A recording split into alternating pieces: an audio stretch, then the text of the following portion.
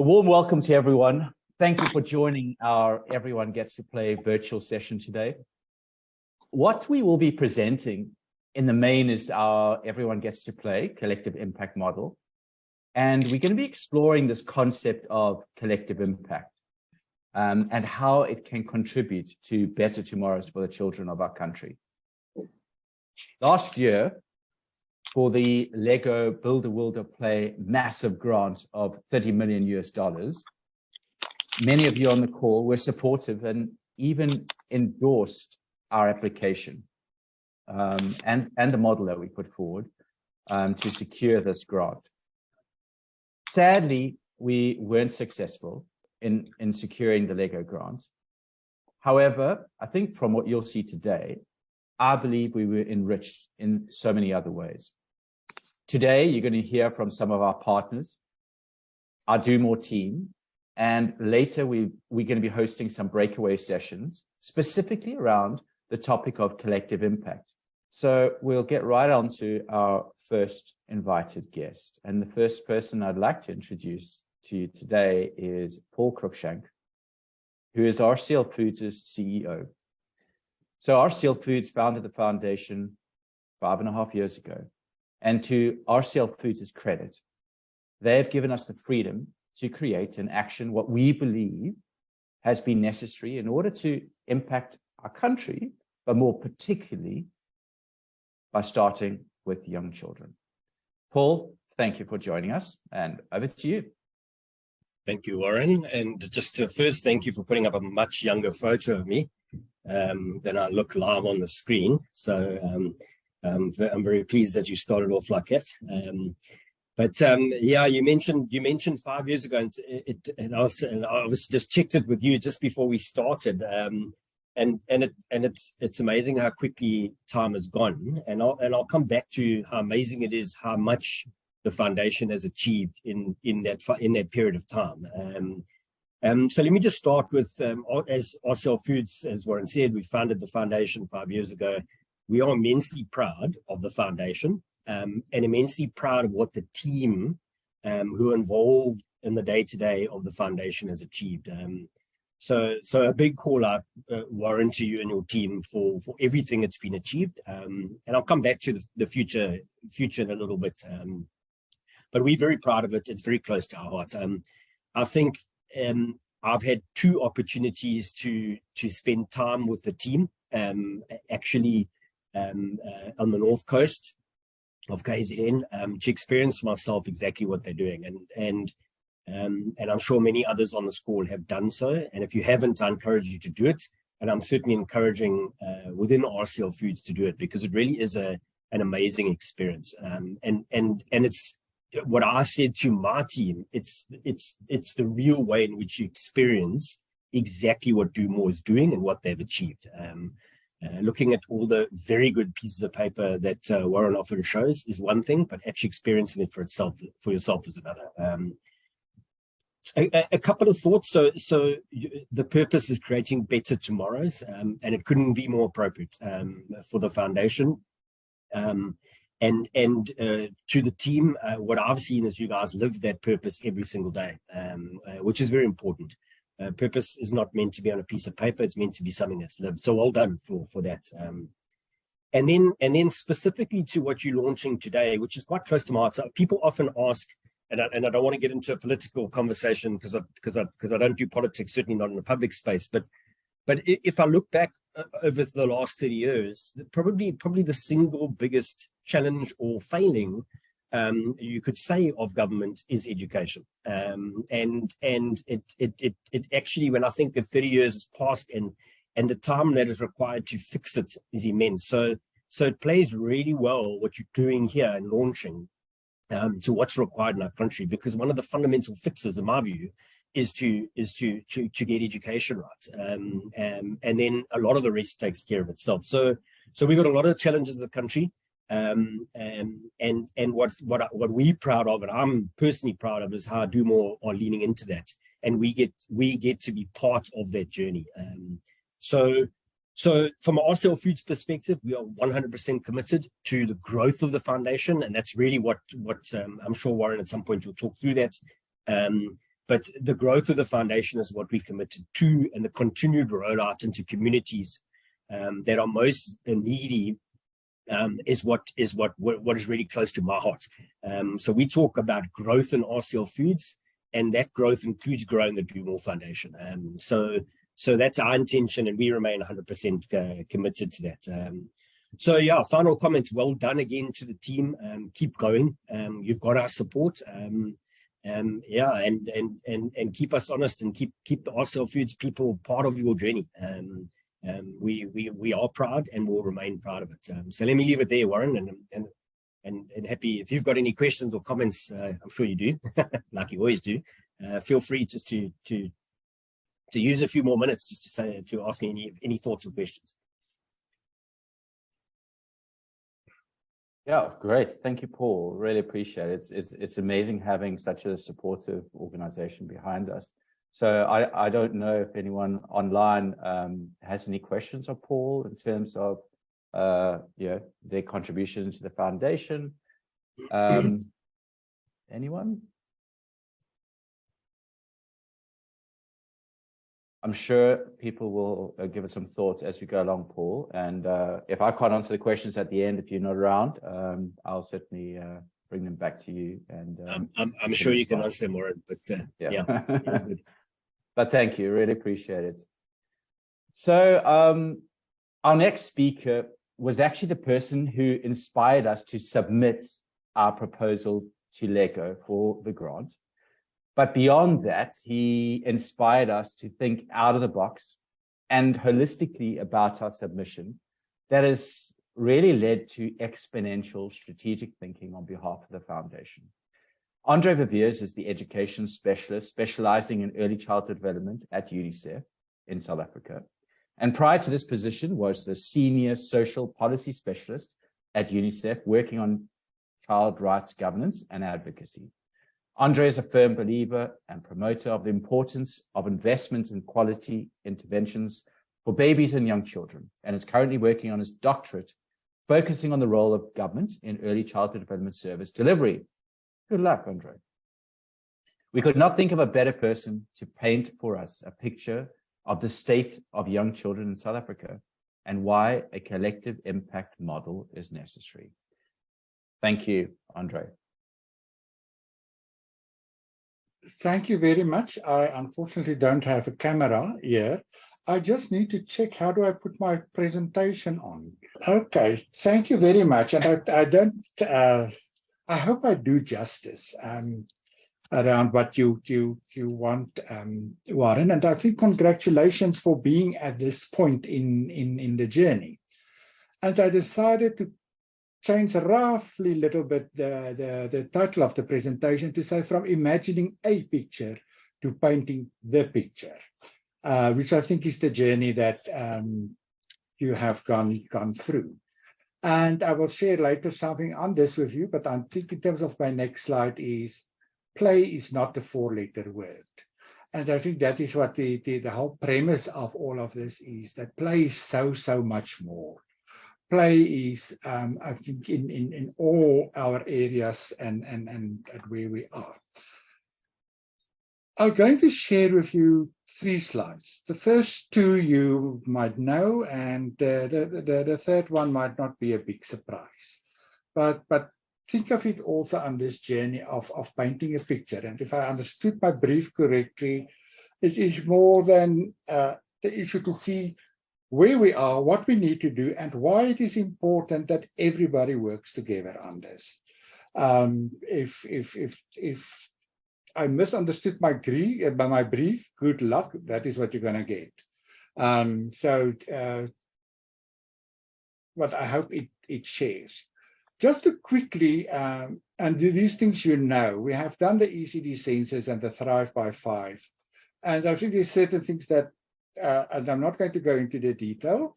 The statistics show that what the ECD census find and what Stats SA find with the GHS is the same around the number of children, young children in ECD programs. We know the majority of them are from 2.5 to 3 years and older. What is worrying is what we see here is that the staff don't have appropriate qualifications.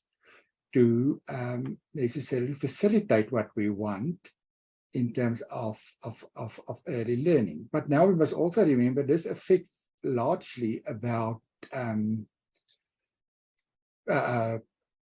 if I have the latest statistics, is about 38% of our young children 4 years and younger. So quite a lot of them are with their parents. This I'm not going to do. I will share the presentation. So, and we know what it has found in terms of learning through play. And then also, and I think more concerning is the Thrive by 5, and that our children continue to fall behind. Now, before we get too scared about it for young children, it is quite a trend in most developing and middle income countries, especially where the Gini coefficient is as big as in South Africa. So we are not that special, but we need to be very concerned about that. The next part of this is that we need to understand, in terms of the early learning and development programs per se, what our real problem is. And this is one of my favorite graphics. We have this vision. The world has a vision. South Africa has a vision. And we just recently did the Transformation and Education Summit, and we all have a vision on that. South Africa, and I want to beg everybody, no more, other than to accommodate things like the function shift, but no more laws, no more programs, no more anything. We have some of the best in the world, even in developed countries. We really have done well in terms of that. In terms of financing, we see a steady increase over the years, and we will see even more now. We have moved from a complete differentiated approach between provinces to a relatively uniform approach. But if you look at this, if I can do this and I can show my laser, if you see here, this is what we have neglected grossly since 1994. And, oh gosh, wrong press. So that is one of our biggest problems. And if we're not going to address this, we're not going to change anything. We can develop as many programs and as many this and as many that and scream and shout as much as we want. That is the key determinant. And I think that is part of our advocacy to change the landscape. And I want to go back to my first slide that say play is not a 4-letter word. That is something that we need, and I think that is also within this whole reshaping or rethinking of the Do More Foundation. One of the core things that actually is part of putting forward the importance of play. Now, in my next slide, which is, believe it or not, my last slide, when we look at what you propose and or put forward and with many others, there is a vision. We want and to focus, and I want to focus here on the child, as I've indicated there. The child, obviously, within the context of the family. Now there are, and I think that is what we need to look at, and it all links to ensuring that everybody has the chance to play, or the opportunity to play, that play benefits everybody. Firstly is around quality. And play is actually, and how we use play is a determinant of quality in early learning, in basic education, if we can define it differently there, and even in our lifelong learning as adults. It is not only, even though I focus on early childhood development, it is not restricted to that. There is quite a lot of research being done about how the need to play for our brain's development and our own physical development is innate to mammals, not only humans. But I'm not going to go into that detail there. But you see here, when we talk about quality of play, and doesn't matter where it happens, it is how we advocate for that, the importance of brain development. But quality is also the importance, and I think this is the value also that the Do More Foundation keep on adding. quality, we cannot separate, especially in the early years, quality from nutrition and health. But I want to talk particularly about nutrition, because nutrition is the fuel for the brain and the body to develop. And learning cannot happen. And actually play cannot happen without that. And that we look at indigenous ways of play, that we look at the policies and all of those things around this. The next one is, oh gosh, wrong button, is resourcing. And we talk here about the human resources, the physical resources, finances, communication, recreation facilities, and also what I put under resourcing is always working together. And I think that is also, and to speak about these things, I think these are at different levels, but I think this one on working together, and I think that is also part of this initiative of the rethink of the Do More Foundation, is actually much neglected. We all talk about working together, but there is always some form of tension, some form of competition, some form of we don't let the sun shine over the other one, and all of that. Then access. And access deal with all children should have access, but also through differentiated programs, whether it is through home visiting, whether it is through child minding programs, whether it is through ECD centers, mobile ECDs, toy libraries, even mobile applications, but also parents, because the majority of our children stay with parents. And I'm going to idle a little bit with that one. But all of this come down to play and learn, that the one cannot be without the other. And even if we play, and what we promote to play actually just for the fun of it, there is always a learning component in that. Unfortunately, in terms of learning, there's not always a play component in it. But what we need to look at, and what I want us to more specifically look at, is parents. Because sometimes, and I more and more see that, and especially when engaging with parents, is they are sometimes the, other than the unqualified early childhood development educators and practitioners, are the ones that are sometimes the biggest bottlenecks for play. Because our parents don't believe necessarily across all socioeconomic groups, across all cultural groups. And we are busy with a knowledge, attitude, and practice study as UNICEF on that specifically, is that children do not play or don't learn when they play, that play is frivolous. I think one of the preliminary findings of some of the stuff that come out is also, and then other studies as well, that parents think babies don't play or young 1-year-old children don't play.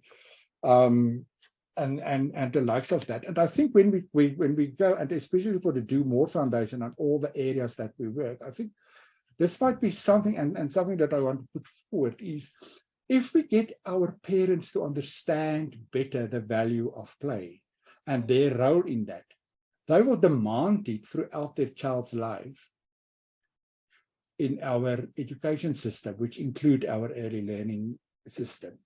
And it is, and I coincidentally spoke over the weekend with an ECD teacher in a very affluent community here in Pretoria. And what she dreads the most is the end of the year, and me too. And that is when parents wanted to see on the report card that their child has learned, that their 3-year-old knows the alphabet. And I'm notorious for a home or a visit that we did at a program where the parents and the ECD practitioners were very happy that their 2.5-year-old children can recite the alphabet. And as Warren and the colleagues know, I am not very much known for having a guard in front of my mouth. So my response to that is that my uncle's parrot can also recite the alphabet, but it's not going to go to university. Obviously followed by the whole issue around what it is when we talk about emergent literacy and sounds and patterns and singing songs and all of those things that are much better than that. So in short, and just to summarize around Warren, what my brief is that all of this, if we talk everybody play, if everybody has a chance to play, we need to take into consideration all of these. And whether it is in early learning, or whether it is a little bit upwards in schools or the foundation phase, or even with us as adults. These are the things that we need to look at. And I want to conclude with a question to all of you. Are you a painter and an artist that really going to make this work? Or are you the art critique that's going to stand on a distance and has an opinion about stuff where you never have put the effort into doing it? Are you simply the art buyer in terms of this program that is just going to put funding to it, but not really invest in it, but because you think you will later on get some return? Or are you the art instructor that also plays an important role that will teach people how to be a painter, be an artist, but in a creative and playful way? Or are you simply the art gallery owner who just exhibit this, but otherwise there's no real vested interest in it? And that is coming back to now is painting the picture. What role are you going to play, all of you in the room, as this will direct how you engage in painting a picture where everybody gets to play? And I think that is the question that we need to continue to ask in our roles that we play, and especially in making or getting to the point where we really push what I think the Do More Foundation is putting forward, that everybody gets to play. What is our role? We can either be a painter or an instructor, or we can sit on the side and always critique and moan and groan and all of that. And we know in our ECD sector, there's quite a lot of personalities that's good about that. So please don't enter that. We have enough of those.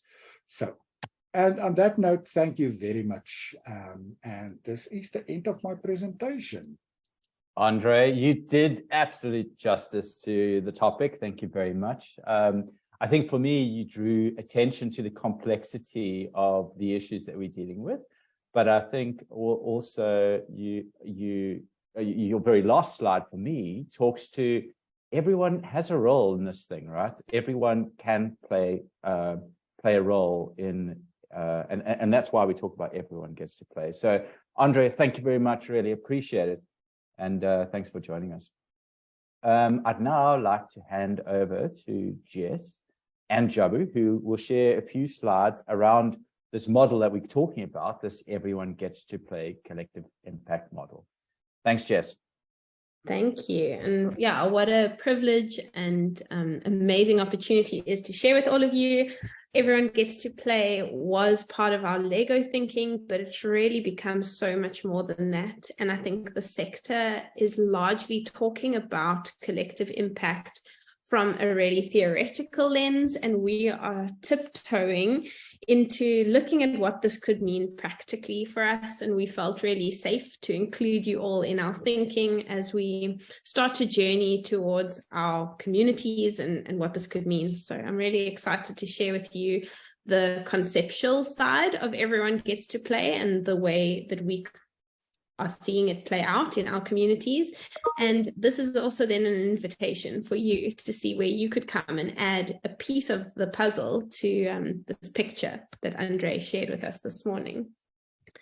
Cool. We are going to start with our video, our little promo video that does set the tone and gives a nice overview.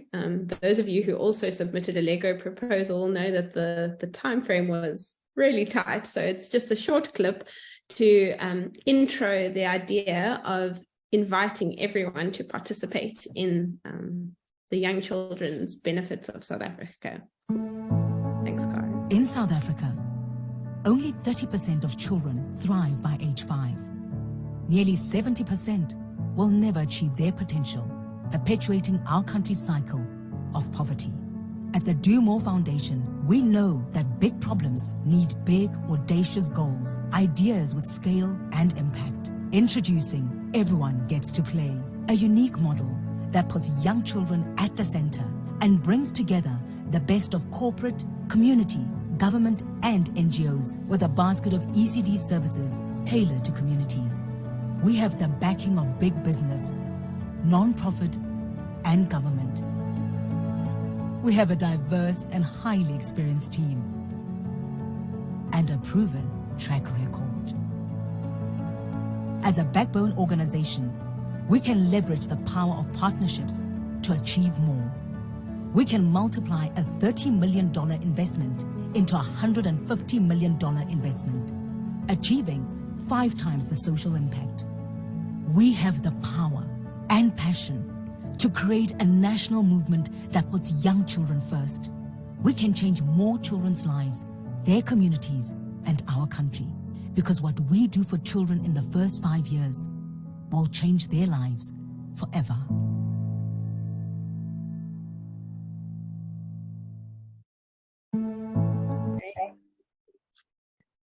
So the concept here is really around bringing everyone to the playground. It's around participation and using the National Integrated ECD policy to do that. The reason we picked the National Integrated ECD policy is because without a guiding document, it's difficult to foster a common vision. And this document is world-class. It's really integrated. It considers all those factors that Andre mentioned at the start of this session around health, around early learning, parent support, and it considers the practitioners. So what's really exciting is using that policy to see where we as a nonprofit fit in. But there's so much more than that. And that's where our conceptualization of everyone gets to play really gained a lot of traction. As we started to share it with more people, we realized that everyone really found a way to relate to the model in some way. So we understand that every context is different and every community is different. We know that different communities require different processes and governance. They have different governance structures. Their access to services are different.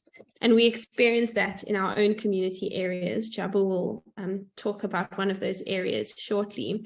But what we've conceptualized here is a model that responds to communities by mobilizing those communities to realize the rights and needs of young children. You'll see on the left-hand side of the model, community mobilization is key to the work that we do. And it's all based on the national policy, which is helpful for us because then we can call to government for their role. We can call to business to play their role. And on this call, some of you are part of that, the call to the nonprofit sector. And for those working in areas where we could partner because collectively we could contribute towards what the policy calls for, which is an integrated approach and a comprehensive basket of services. Of course, we can't do everything. That is part of this model, is that it really is about a joint venture. So based on what the community mobilization process comes out with, and in some ways you could see that as some type of a needs assessment and a scoping exercise to understand what these communities require, we will then respond in a basket of services, which I'll share with you. We also understand that while bottom up is important, so is top down, and we want to target the advocacy around ECD. And so part of our Everyone Gets to Play model is advocating for leadership in the ECD sector. It's talking to government. Our partnership with Real Reform for ECD has also really informed this part of the model and how valuable it's been for us to participate in sector-wide issues and conversations and initiatives. So again, commenting on this idea of everyone getting to play, and at the Dumo Foundation, we also wanted to do our part in the sector nationally, not only at local level. And we feel as a backbone that we bring in certain fundamentals, and that could be the guiding vision that we have to put young children at the center of this model. And I hope that that is how we connect and relate to so many of you on the call, is this idea that young children should be put first and that their priorities matter. We also bring then the aligned activities to support this vision, the advocacy and communication strength that we have through our team and our partnerships, as well as shared measurement practices. So we really do love to share the way that we report and the way that we monitor and the lessons that we learn along the way. as a result of this collective model, we start to see the benefits of partnerships, and collective impact and this multiplier effect starts to kick in. So yes, we are working in one area, and Jabu will speak about in Nkomasi. We started to see other businesses starting to see this area of Nkomasi as valuable, and thus the multiplier effect began as other initiatives came, not because, or not through our bank account, but because of our initial investment into the area, we were able to then add new partners and hold that accountability with the people that were on the ground. And it has worked, not only in one community, but many. We see this collaborative effort between public and private being so critical to the work that we do. And we're not claiming to be government.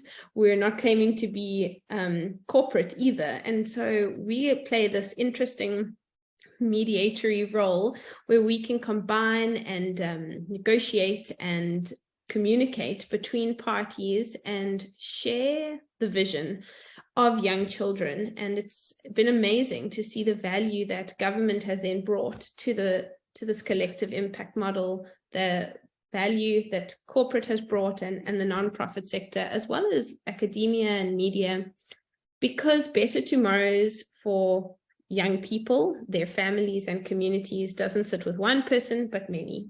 Can jump to the next slide. Thanks, Cara.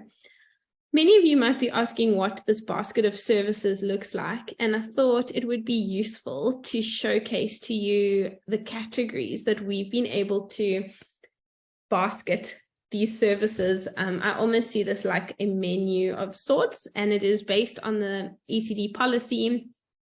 It's inspired by the policy, but it's also directly talking to these comprehensive services that children need to grow and thrive, from early learning through Pele to caregiver support. We're also talking about child safety and protection. You'll see capacity building is there, Andre. So we're looking to the human resource side of things and the leadership development. Of course, because of our link to RCL Foods, it's an interesting space we work in terms of nutrition and food security. And we are really working in the sector to talk about ECD centers as hubs of nutrition and the way that we can sustainably contribute to the nutrition support in the sector. Infrastructure, I saw Breadline is on the call. You know, infrastructure is one of the services we feel these communities really need. And we know many people on this call might be involved with infrastructure, and that doesn't mean we need to be experts in it, but we do see the need for that service within communities for children, as well as first 1,000 days, and of course, maternal and child health.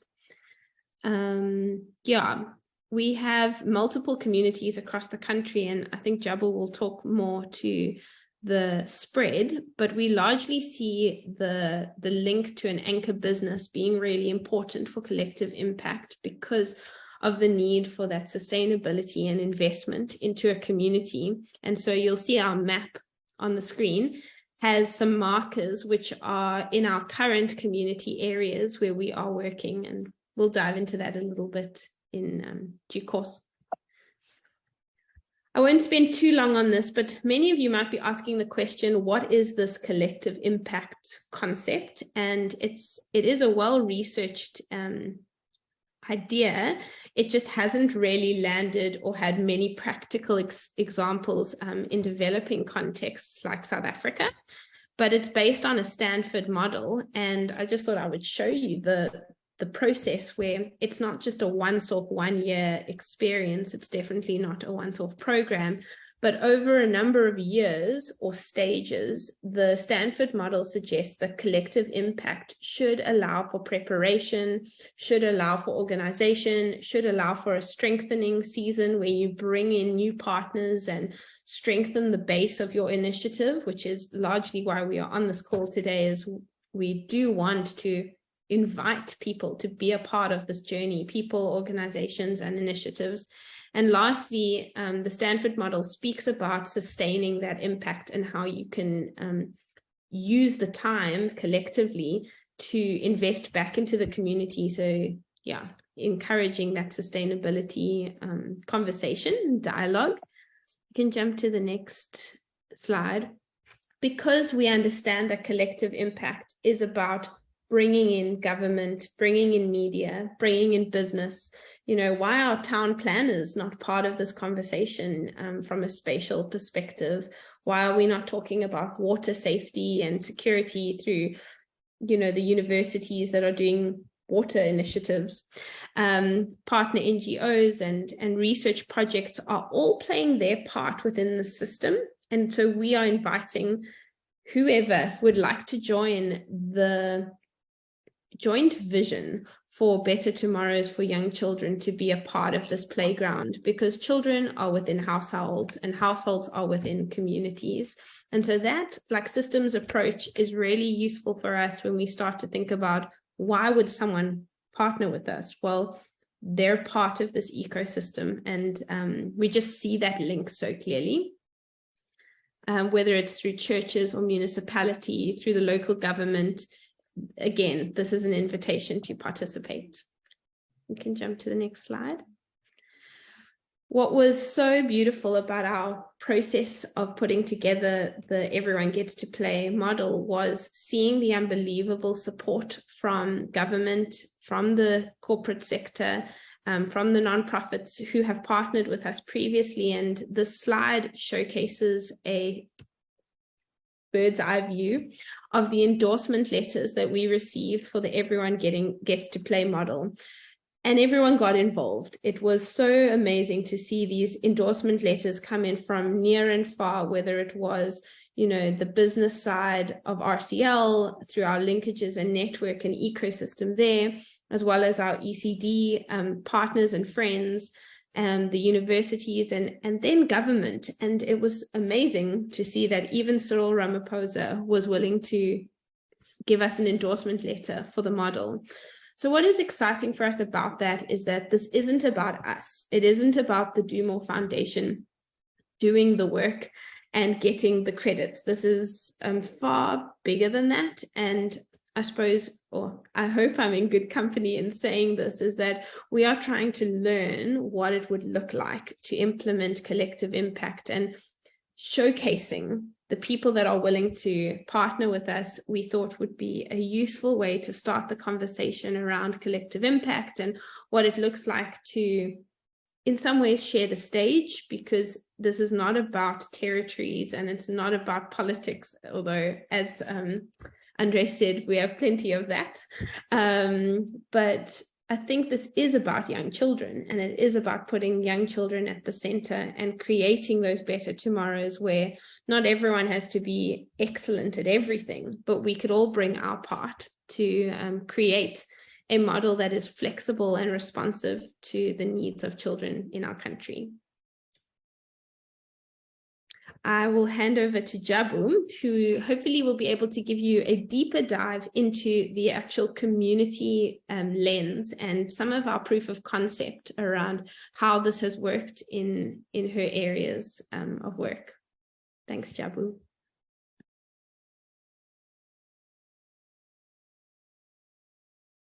And welcome to everyone. And again, thank you so much for honoring us this morning.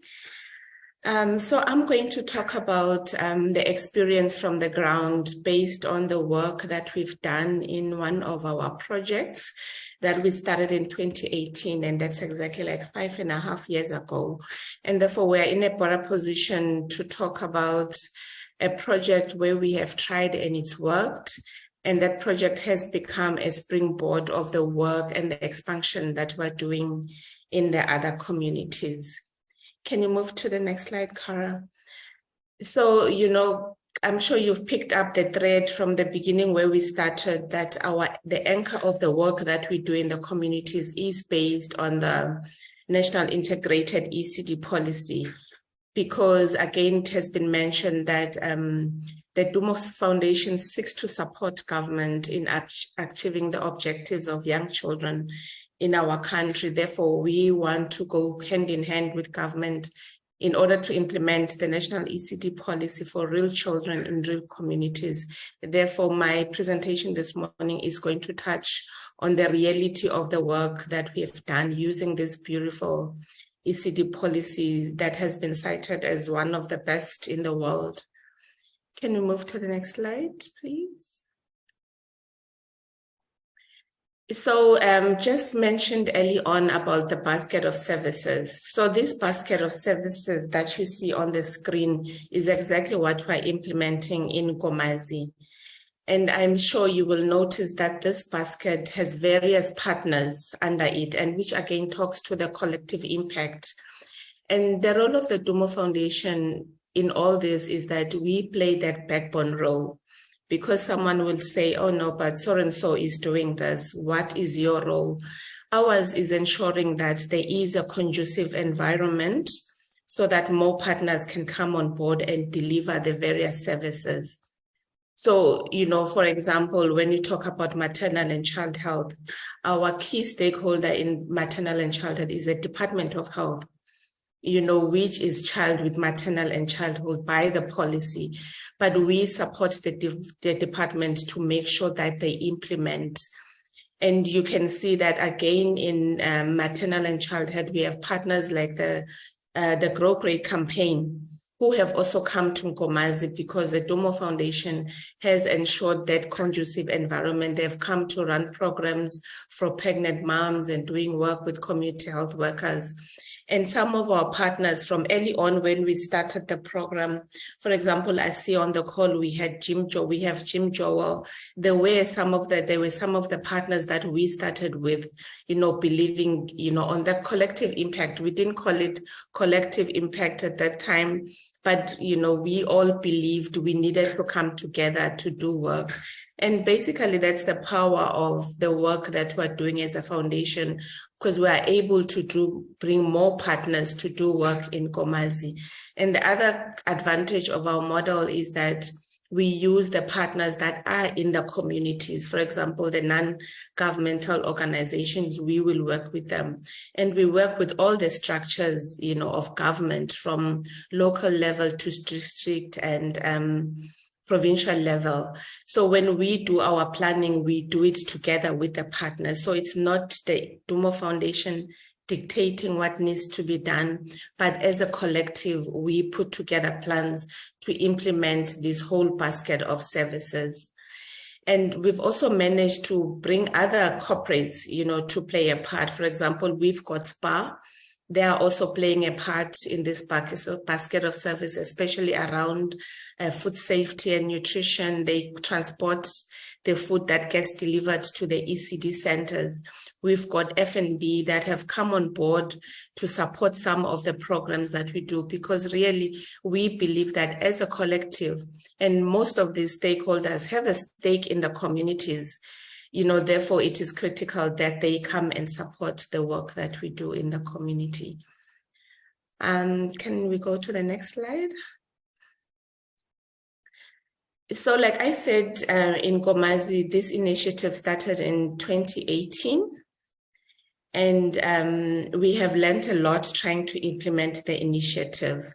And it has actually become our learning pad, or this is where we have learned, hence the reason why now we're able to scale the work we're doing. So in the 5 years, we were working in 2 communities, which was in Nkomazi and Worcester. But we have since managed to, you know, expand the project to other communities. As the map indicates, we are now in all those communities, but of course at different stages. And we do understand that what happened in Nkomazi, you cannot go and plug, for example, in Rustenburg, but we are taking certain components that work. But ultimately, our wish as a Dumo Foundation is that in all those communities, in the long term, we are going to implement the full basket of services, but we know that we are going to start small and grow. And, you know, for this to happen, it is dependent on us getting more partners to come with us. And I am happy to say that in all these communities, some of them we've gone in, we've done much work, but in all the communities, some of them, even before we start, we've got partners who have come on board to say, can we go with you to Bushbuck Ridge? Can we go with you to Randfontein? Others committing financial resources. And the good thing with our model is that the expectation of the Dumo Foundation is not that all resources must come to the Dumo Foundation. For example, you may say, I want to go with you to Rustenburg, but you can, plant your funds in the NPO that's working in the area. Because like Warren said, when we started, it's not about the foundation. Ultimately, it's about the children. How do we change the narrative for the children of South Africa in the face of all the challenges and all the issues that have been brought about by research? Can we move to the next slide, please? Thank you very much. That's it from myself. Jabs, well done. Super proud of what you've done and what you lead in the community development space. And Jess, well done. Thank you very much on presenting on behalf of the foundation. I'd now like to introduce and welcome Brent Hutcheson. Brent inspires me as a leader of our foundation, and I know inspires our entire foundation, actually.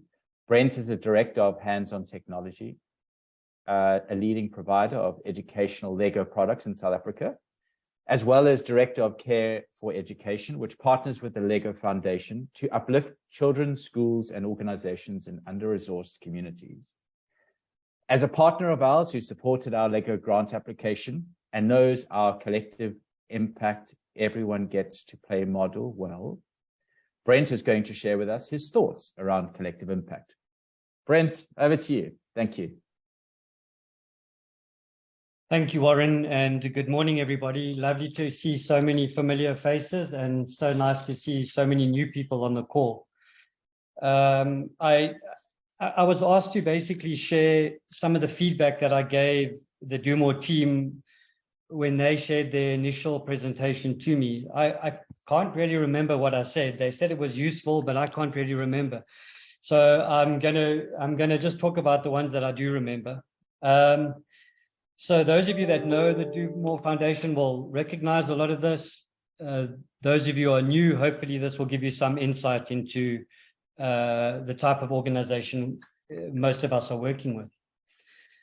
What I do remember is that, whenever I've worked with them, the energy and intent in all of their planning and everything that they do is always fantastic. I mean, it's something that stands out. It's something that, in a sector where we're trying to embed play, when people come in with an attitude like that and are playful and are putting so much passion into what they're doing, it really does stand out and it makes it easy for us to work with them. There's a thoroughness, thoughtfulness in everything that they do. There's an interactive process. In other words, they're always asking questions. They ask for input and then they really listen to you. And I think that's something that I've noted, is that how intently they listen. And that, for me, defines an incredible organization. They really consider the feedback and they take consideration of research, not only everything that we say, but they match that against all the research that's out there. And that intention to work together is a really important part about finding the common agenda. And finding that common agenda, I think, is step number one in understanding this model. Their presentations, I'm sure you can agree by having a look at the slides that came up today. I've always been impressed by their presentations. It's something that struck me right from the beginning. And presentations are important. I think presentations say what you don't necessarily say. If you forget something, and somebody reading the presentation quite quickly can understand the model and what you're trying to achieve quite quickly. I've also always been impressed by the fact that they've presented what I think are very realistic numbers. I say that because quite often people are trying to show the potential impact and trying to show what can happen. But I think they really do present what is going to happen. In other words, they understand that quality is more important than just quality, quantity. And they understand that balance, and they seem to be getting that right. And for me, that's really important. And I think for anybody looking to invest or to become a partner and to work with them, it's important that you know that these are things they're going to be able to do. what else is important to me about their model is their power of partnerships, the stakeholder engagement, pretty much what's happening today, listening to Andre, listening to, other people that are working with them. If you listen to what they say, you're going to get a real sense of how these partners view this mutually beneficial relationship. More than just a beneficial relationship, it's a reinforcing of the activities.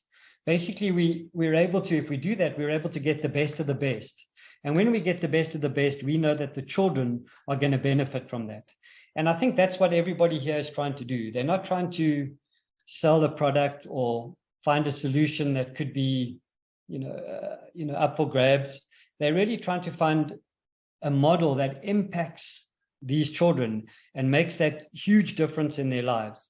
And if you look at the figures that Andre presented earlier, you can understand why it's so important that we all put as much effort as we can into doing this.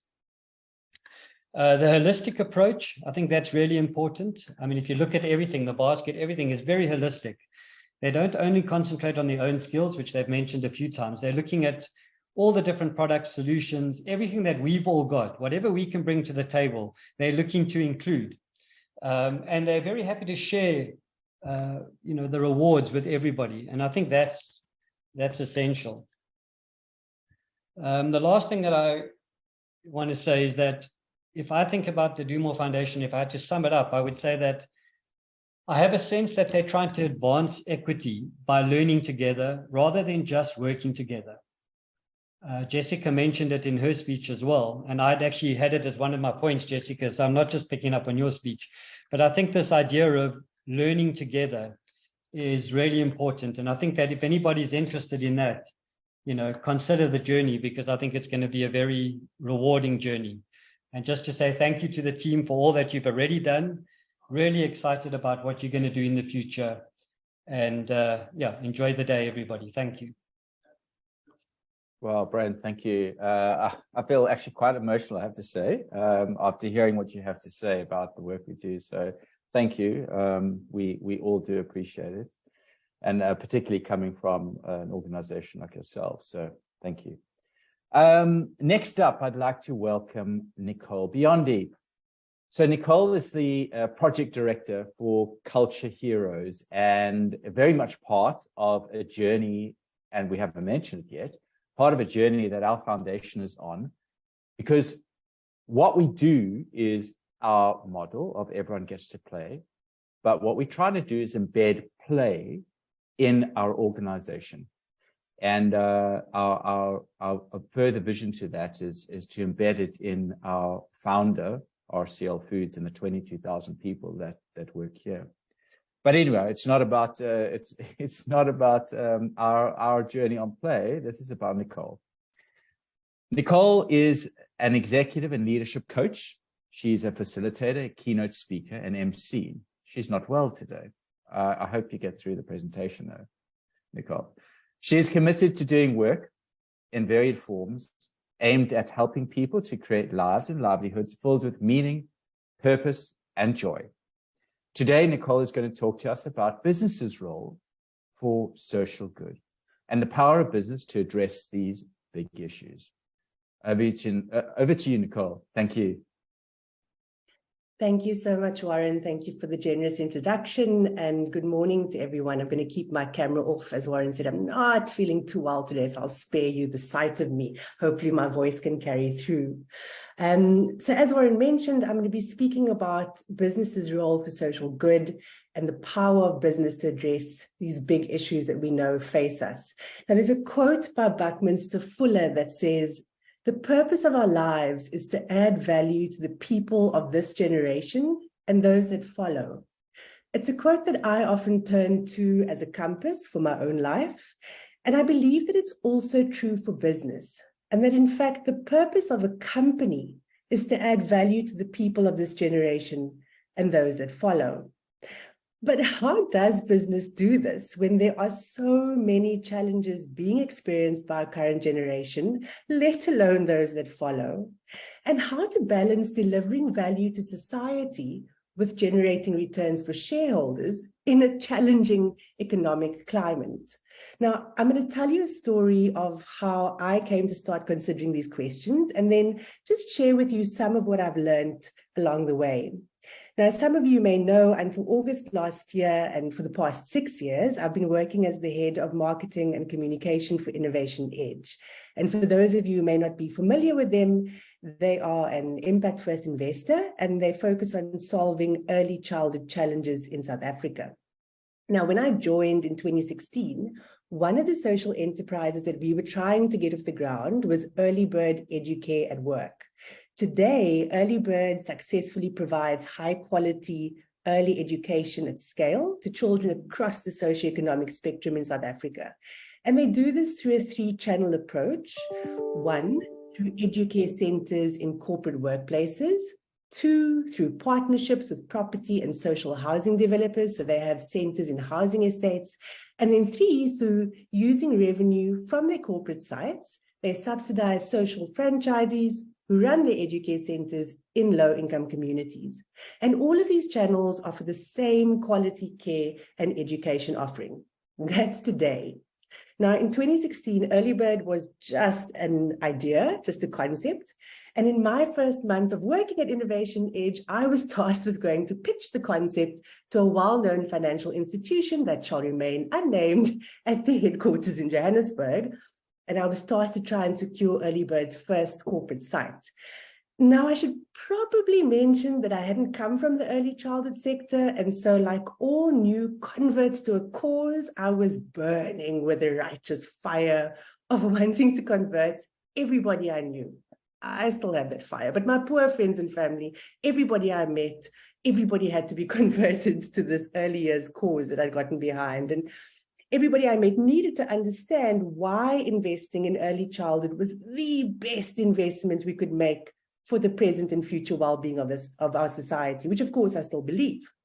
But however, with the wonderful clarity and hindsight and experience, this sort of firebrand preacher sort of approach was definitely not the best way to try and convince this particular financial institution to become the home of the first Early Bird site. So I went in with shiny eyes, telling them about how having an Early Bird Educare site at their premises, they'd be encouraging social cohesion for our younger citizens, an equal foundation for the children of all of their employees, from cleaning staff to the CEO. I spoke about how they wouldn't lose any money because they could draw from various line items, drawing on BEE points. I pitched the idea to them in a way that had them thinking that if they were going to invest in the social enterprise, it would be for the good of society. But, and that was true, but my biggest mistake was that I didn't make clear that they need not face an either-or choice between purpose and profit. Now, a couple of years ago, I was really fortunate to be able to participate in a senior executive program at the London Business School. And one of my lecturers was Alex Edmonds, the professor of finance. And one of his many accomplishments has been to author a book called Grow the Pie, How Great Companies Deliver Both Profit and Purpose. Now, in one of his lectures, he gave us an example that stuck with me. And he told us the story of Merck. So now in 1987, after 9 years of expensive research and clinical trials, Merck had successfully pioneered a drug called Mectizan that cured river blindness. But the 34 countries affected by the cruel disease couldn't afford to pay for it. So Merck approached governments, NGOs, wealthy philanthropists. They didn't have much success.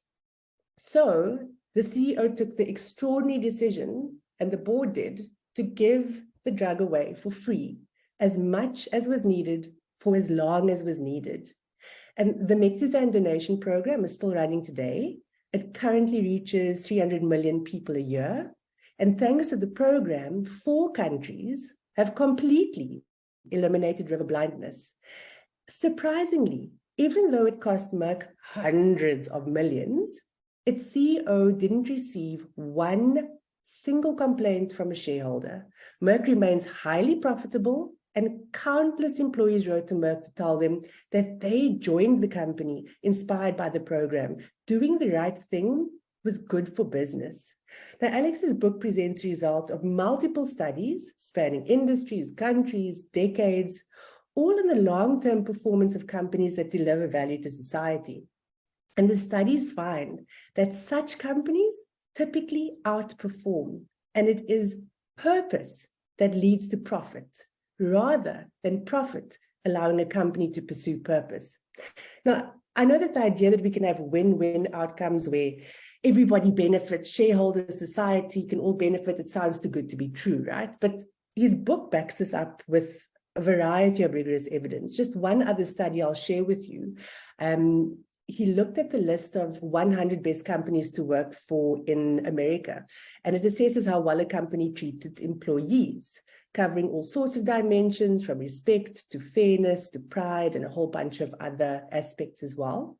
And after comparing the best companies to other companies or other stocks in the same industry or sort of same characteristics like size and recent performance, he found that those companies that invested in the employees beat their peers by 2.3 to 3.8% per year between 1984 and 2011. It wasn't a once-off thing. Per year, they consistently beat their counterparts.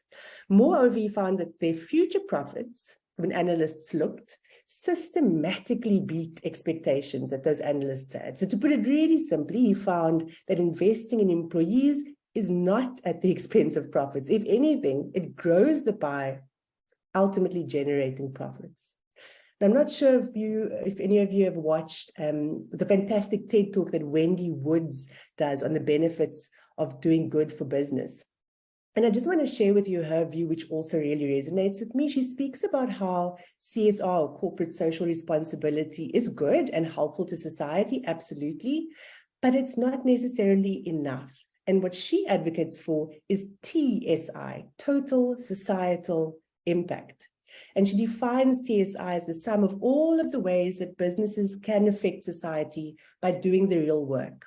So thinking about their supply chains, working on their product design, looking at their manufacturing processes, their distribution.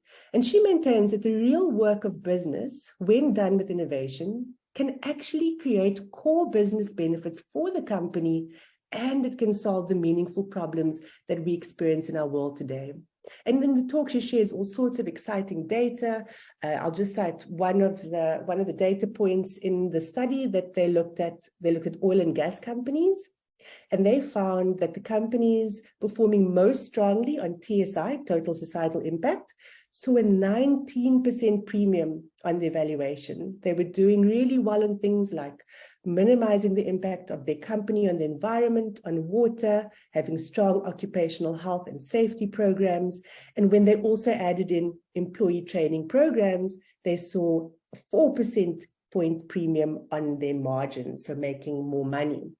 Really supporting Alex's evidence about investing in employees, and actually also Andries' plea for us to invest more into human resources in the ECD sector. I really want to say well done to the Do More Foundation for pursuing this exciting collective impact model that, again, to continue perhaps Andries' analogy, that paints the outline of the picture that helps business, helps government, helps civil society, helps all of us to find the spaces to add our unique color to so that everyone gets to play.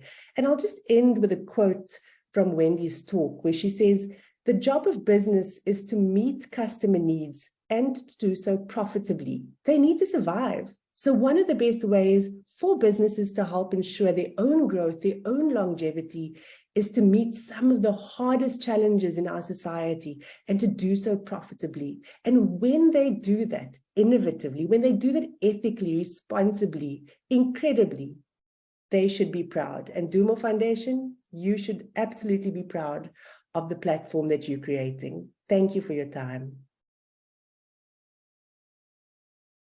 Nicole, thank you. I made lots of notes, and Grow the Pie is my next book I'm going to be reading, and Wendy Wood's TED Talks are going to be next on my list to watch. So thank you for those that insightful, those few words. Really appreciate you being online for us. Thank you. Great. So this is an opportunity for us to just hear from some of the groups and get some feedback about what it would look like if we had to implement a collective impact model in South Africa for young children. And I know in my group, there were some really nice thoughts popping up, but we don't want to miss out on just sharing that back in plenary. So we thought it would be a nice opportunity just to hear from some of the groups. So yeah, could breakout group 1, my list has moved around now, so now I don't know who was in which group, but I'd love to hear from the first group to hear what some of the thoughts that popped up from their session. And please feel free to use the chat and your emojis. It's really nice to stay engaged. And I know at this point people get, Caesar. Thanks, Caesar. Hey, Jess. So we had quite a conversation, and the last 2 participants didn't complete what they wanted to say. But I was very encouraged by Bertha, and I think she summarized it well. And I know that we won't be able to repeat what she said verbatim, but I think it would be great if Bertha can give us a high-level summary of what she said in our breakout room. That will be great. Sorry for putting you on the spot, Bertha. Thank you. Thank you so much, Caesar. So, yeah, we had some interesting, discussions, but I think ultimately what we thought is that what it would look like is that we would start to see a reversal of those really terrible statistics that we heard in the first slide with Andre. That we would now start to see that every child, at 5 is thriving, and that children are no longer, kind of being left to chance or lotto opportunities in terms of whether they do well or whether they realize their potential, that every child actually will get the same equal opportunity and access and quality, that really gives them a huge, great foundation to become. So I'm also not saying exactly the words that I said, but that's just the picture that we were painting in our group. Thanks very much. Lovely. Thank you. Anyone else from group 1, which was Iris's group?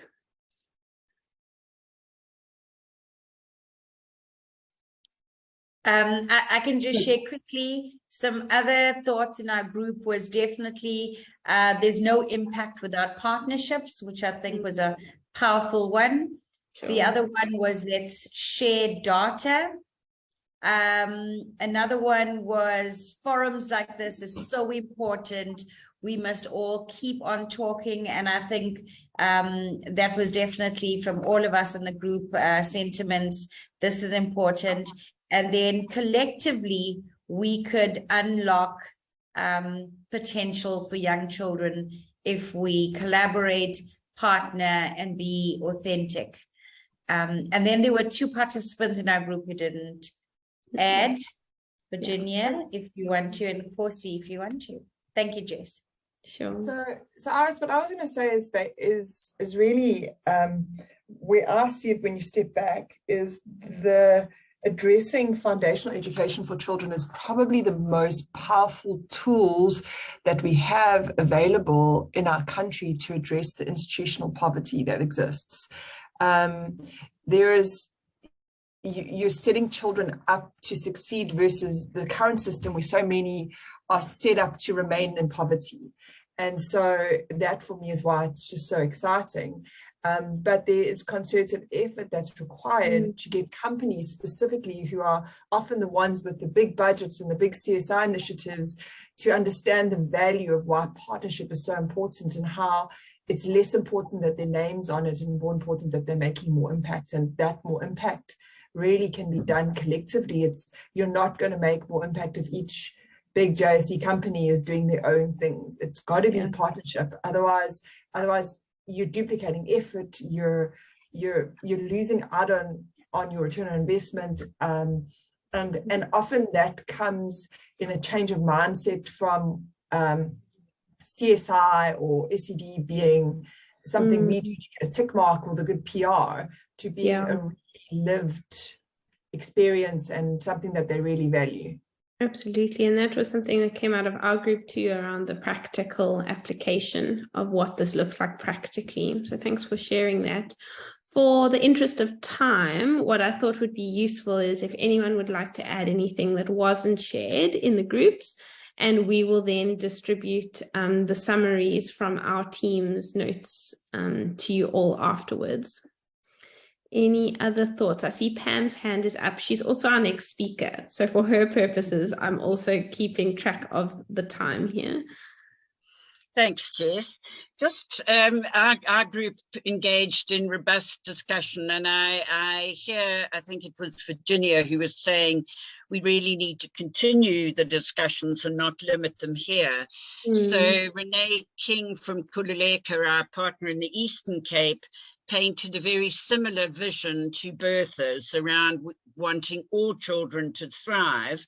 But Vuyelwa Ntuli from the Department of Basic Education, ECD, brought out the very important role or stakeholders as parents and communities and practitioners as being critical stakeholders with whom we need to partner, and we mustn't forget them, and the need to equalize those power relationships so that their voices are heard. And Kyle from Polyco, a business partner, pointed out how critical funding is and the need for us to have those resources to enable this to happen. Absolutely. Thanks. Yeah, thanks for that. Lungi, I see your hand is also up.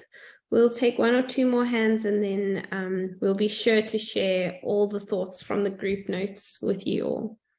Yep.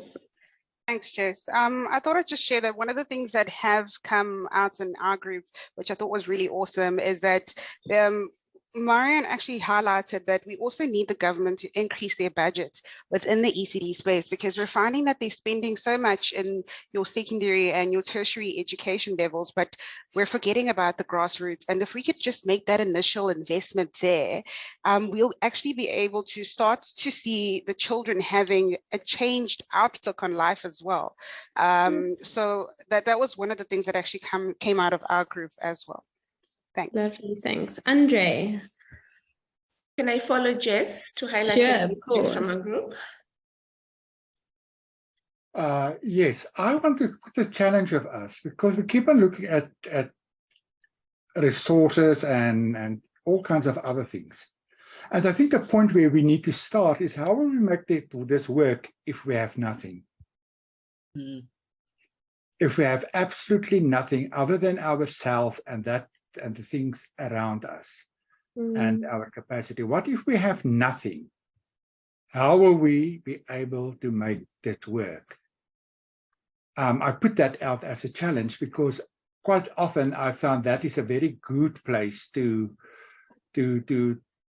get out of our comfort zones, because I think quite often our engagement and the colleagues from the Do More Foundation may have a deja vu at this moment from me speaking, but I think we need to get out of our turf, out of that place where we usually come from, and go to a place where we say, what would we do? How will we make this work if we have nothing as our starting point? Thank you.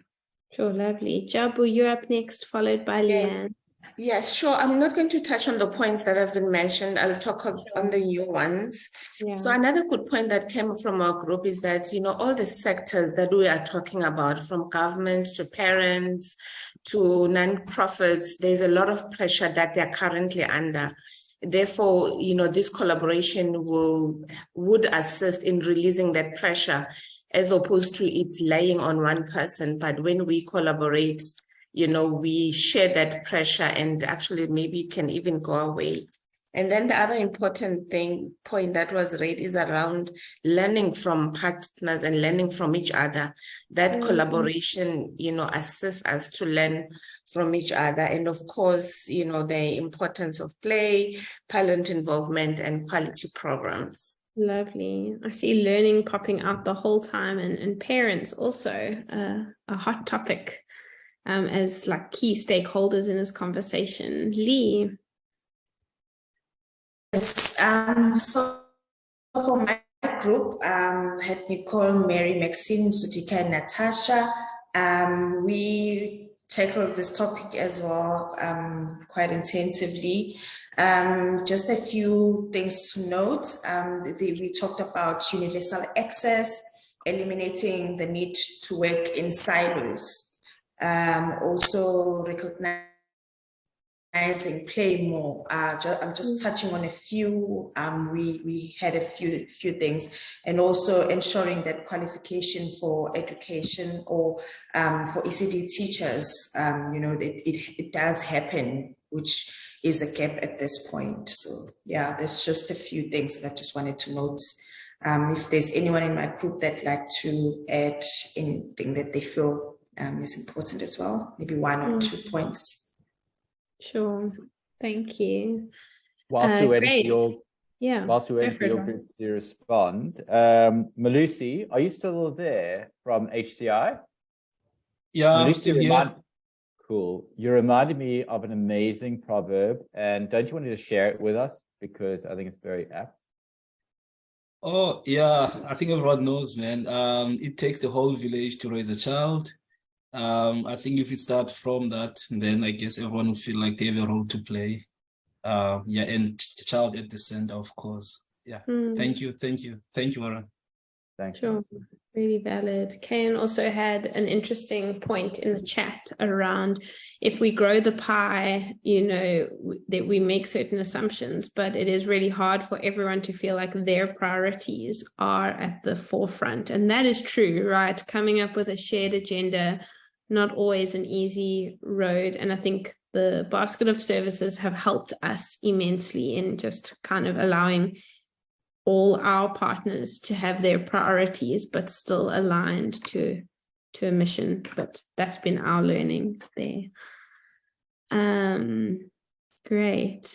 Any last thoughts before I close up this feedback session? We will definitely share the notes, but I think it's been useful to, just unpack a few of these ideas, and you're helping us articulate and grow this concept more practically so that people can access it and it's relatable. So thanks for learning with us. Great. And thank you for your participation, for keeping the energy alive. Those of you who know me know I'm all for collaboration and involvement. So I really appreciate you showing up today. I'm handing over to Pam, who is, as many of you know, just such an incredible leader and advocate for ECD. She's the early years specialist, and she's going to be sharing a bit more practically about what this would look like to implement the model. Thanks, Jess. Thanks for facilitating that session for us. And we welcome Pam to the mic. Pam has worked passionately in the field of early childhood development for more than 40 years and was former director of TREE, one of the oldest and largest ECD resource and training organizations in South Africa. Talking to a subject that I know Pam is immensely passionate about, being collaborative partnerships for collective impact. Over to you, Pam. Pam, just a reminder, you've got 10 minutes starting now. Warren knows I get carried away. So thank you. And wow, just looking at all the people, you know, on the call, how incredible that we've got so many of our friends and colleagues that certainly I have worked with over so many years. It's wonderful to have you on, and it's wonderful to be still working with you. And I think together we can achieve great things.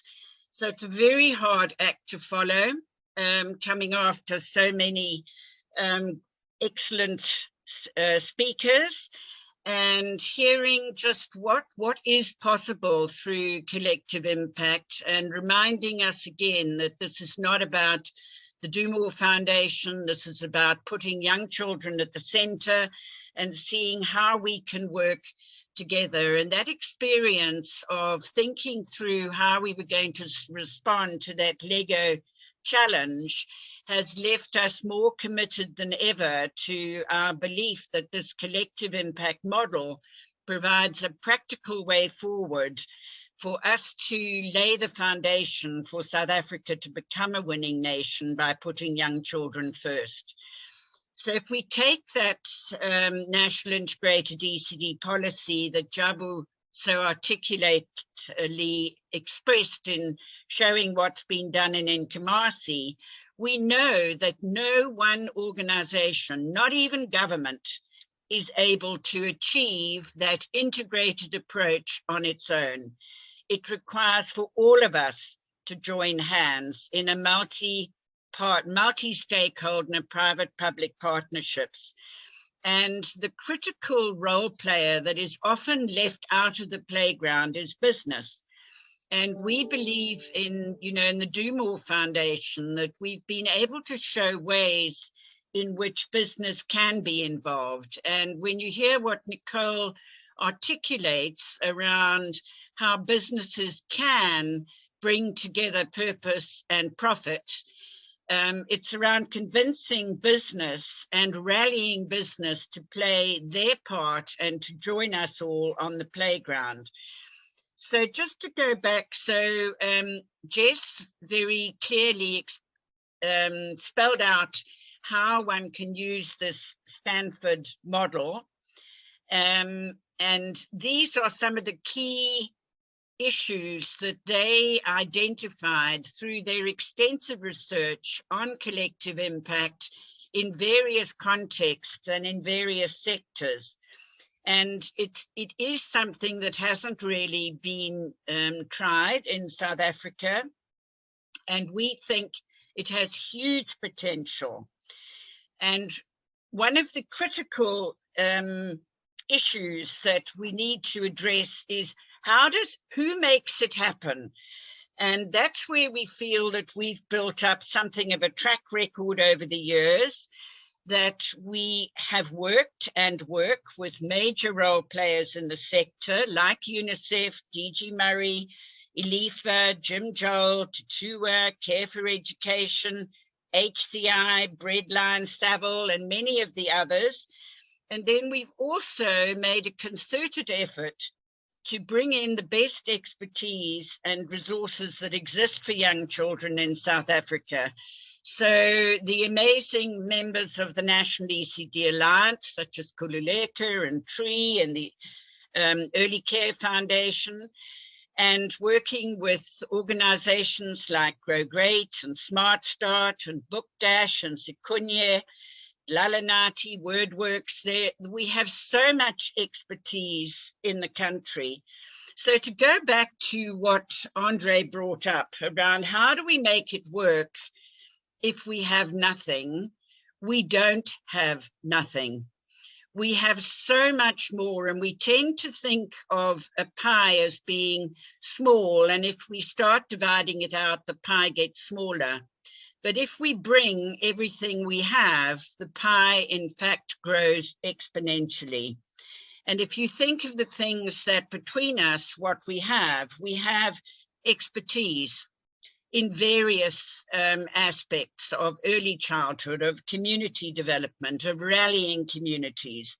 We have experience, we have passion and commitment, we have time, we have energy, and we have the ability to learn and share. And so I honestly think if we bring together all those ingredients, we can find and develop that vision, that shared agenda. We can bring in all our mutually reinforcing activities. We can do this continuous communication, and it's something that the Do More Foundation has become a particular area of expertise. And what we learn from Stanford and the models that they've developed is there is this need for someone to hold it all together. There is the need for this backbone to be there to enable things to happen. And what we're looking for, all of us, I think, is real lasting change for real children in families and real communities, and not just paper policies and models. And the Do More Foundation is ready to step up to the plate. We stand ready to make collective impact work for young children in growing number of communities that include business. And we would love for more partners to come on board and come into this playground. So what can you do? You can bring your own areas of expertise, your experience, your thinking. You can bring in your key stakeholders and partners and relationships. You can bring in the resources that you have. If these happen to be financial resources, you can contribute in a number of different ways, including to the backbone role of the DMF, or you can contract service providers direct in your communities if we come in with a shared vision of what we can do. So our final plea to you is, please come into this playground with us for real change for young children, because together we can do so much more. So that's me, Warren, and did I keep in the 10 minutes? Well done, Pam. That was very impressive. Yes, exactly. Very cool. Thank you very much. Really appreciate your thoughts and the passion that goes into what you say. That really brings us to the end of our virtual session. We have got a few minutes left, and I'm not sure if anyone would like to raise their virtual hand and ask a question. Cara, I don't know if there are any questions in the chat that we might want to attend to. Nothing at this stage. Nothing. Okay, great. Does anyone have a question that they would like to ask of the foundation? Pam, you're gonna have to unmute yourself. So my question is, I think I would hope that this is the start of a process, and I think it's a fantastic opportunity to continue this. And so my question is, what's next? Yeah, well, that's a great question, and we'll have to come back to you. Yeah, we have said it's not the last, and certainly we will set up future sessions. I think it's about, it's about engaging around this topic where everyone can come together in a very collaborative, collective impact way. And I think to start to inspire more people, organizations, partners, sectors to come together in this collective impact way. I think that's the kind of thing that we should be doing. Cara, did I see a question? Anyone else have a question for us? Just some really great comments from Joseph and Bertha. Thank you so much for being with us today. And then Mangalisa also asking, from a process point of view, what are the next steps? We will be sending through an e-card after this to all that attended, with a link through to some of our latest journey documents. And I think we'll put a few next steps in action there as well, how you can kind of join this train that is moving quite quickly, and how we can do more together. Yeah, I think that'll be great. And I'll obviously share some of the content that came out of the groups, so people can see the kinds of things that people are engaging around. And then also some of the word clouds that we all were part of developing. So we'll share those, and of course the presentations as well. I'm going to leave it at that because we kind of coming to 12 o'clock, and we said we'd finish at 12 o'clock. And so we will. I'd like to say thank you to all of our speakers who have shared their wisdom and insights and graciously contributed to this session. Thanks to my team for putting together an amazing session today. And thanks to each and every one of you on the call today for sparing us your time to attend our virtual session. We hope you found today's session valuable and that you are encouraged by what you can do to change things, not just for children, but for our country. We truly appreciate your contributions. As we said, we plan to keep connected, and we would encourage you, if you haven't already done so, to connect with us via our social media platforms and those on the screen. For everyone at the prom, on behalf of the foundation, thank you and have an amazing rest of your day. Thank you, everyone.